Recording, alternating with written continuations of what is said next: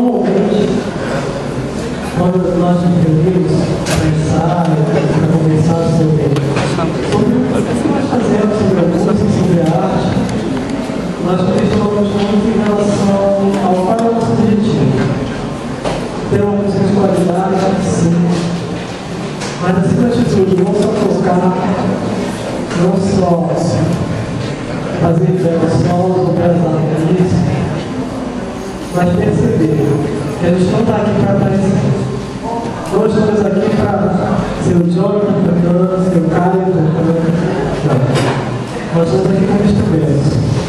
Acima de tudo como instrumentos. Para levar uma mensagem. E para levar essa mensagem da melhor forma. Da melhor forma. Em relação a valores doutrinários. E por que não? Da melhor forma em relação à melodia.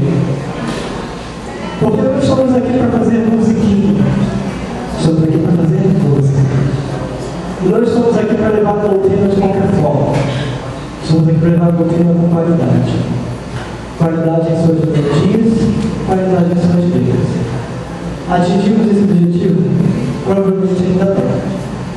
Mas nós, enquanto banda, enquanto grupo, enquanto família, temos o objetivo principal de levar a mensagem da doutrina e os valores do mestre através do amor e através da caridade. E é isso que nós nos propomos a fazer. E durante a nossa caminhada, nós encontramos grandes amigos. E eu tive esse prazer. Alguns talvez já conheçam o meu trabalho, eu, o violão e o microfone. E a partir de então, as músicas que compõem ganharam vida quando eu encontrei esses amigos aqui. Porque quando a gente toca sozinho, a gente consegue passar a mensagem. Mas quando a gente toca em grupo, a gente vivencia ela em cada ensaio, em cada reunião. E através de um convívio um com o outro, a gente se fortalece e progride. A próxima música, que é a nossa última música, vai falar um pouco disso. Que nós estamos aqui para caminhar só. Estamos aqui para caminhar juntos.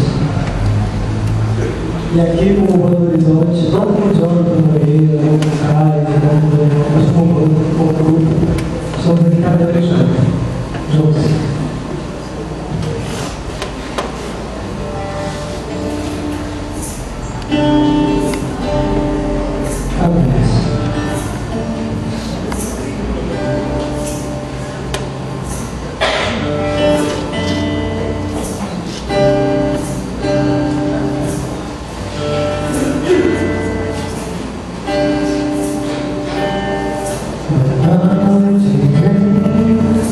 Seu coração, esses olhos se perdem.